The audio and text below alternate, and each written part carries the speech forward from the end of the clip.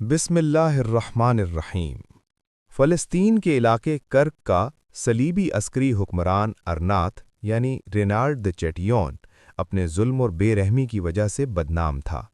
تقریباً 1183 عیسوی کے قریب اس نے ایک ایسا جرم کیا جس نے مسلمانوں کے دلوں کو زخمی کر دیا۔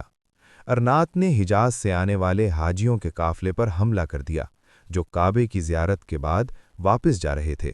اس نے مسلمان مردوں، عورتوں اور بچوں کو بے دردی سے مارا کیا، قدیری بنایا اور انہیں بھوکا پیاسا اذیتیں دیں۔ اسی دوران ایک مسلمان کسی طرح اس ظالم کے چنگل سے زندہ بچ کر دمشق جا پہنچا اور قافلے کے ساتھ ہونے والے اس واقعے کو سلطان صلاح الدین ایوبی 1138 سے 1193 تک پہنچایا۔ معرکہ حطین 4 جولائی 1187۔ پھر 19 ربیع الاول 583 ہجری بمطابق 29 جون 1187 عیسوی کو نماز جمعہ کے بعد ایوبی فوج حرکت میں آ گئی۔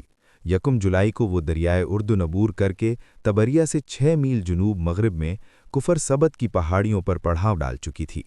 ادھر صلیبی بھی جنگ کی تیاریوں میں مصروف تھے، انہیں آنے والے خطرات کا بخوبی اندازہ تھا۔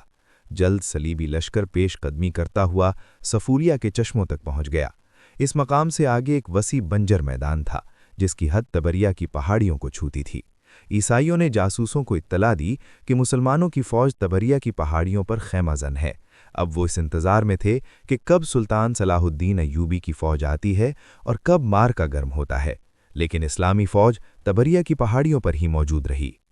آخر عیسائیوں کے کمانڈروں نے طویل بحث مباحثے کے بعد 6 جولائی کی صبح کوچ کے لیے نقارے بجا دیے۔ ان کا خیال تھا کہ دوپہر تک وہ ایوبی لشکر کے سامنے پہنچ چکے ہوں گے۔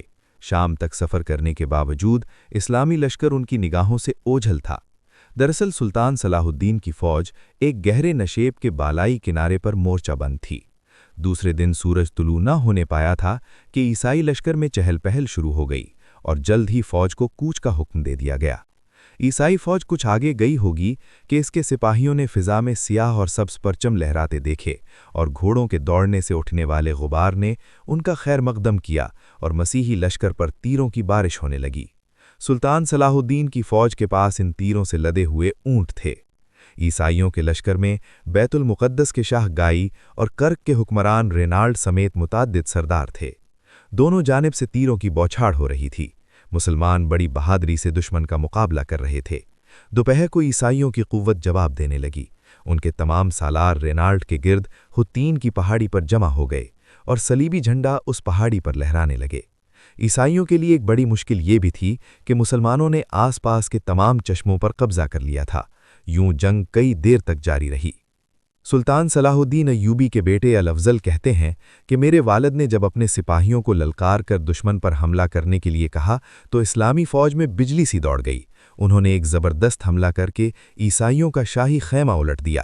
اسی دوران مسلمانوں نے بچے ہوئے مسیحی لشکر کے گرد موجود خاردار جھاڑیوں کو آگ لگا دی۔ جب دھواں صاف ہوا تو دیکھا کہ صلیبی جھنڈا سرنگوں ہو چکا ہے۔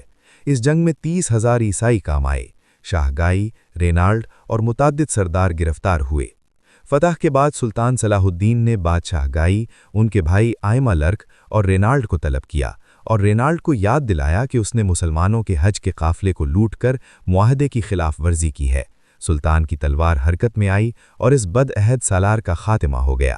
یہ فیصلہ جذباتی انتقام نہیں تھا بلکہ عدل اور امانت دارانہ شریعت کے اصولوں کے مطابق تھا، کیونکہ وہ ظالم اور معاہدہ شکن سالار تھا۔ عیسائی مورخین نے بھی اسے معاہدہ شکن اور بددیانت قرار کیا ہے۔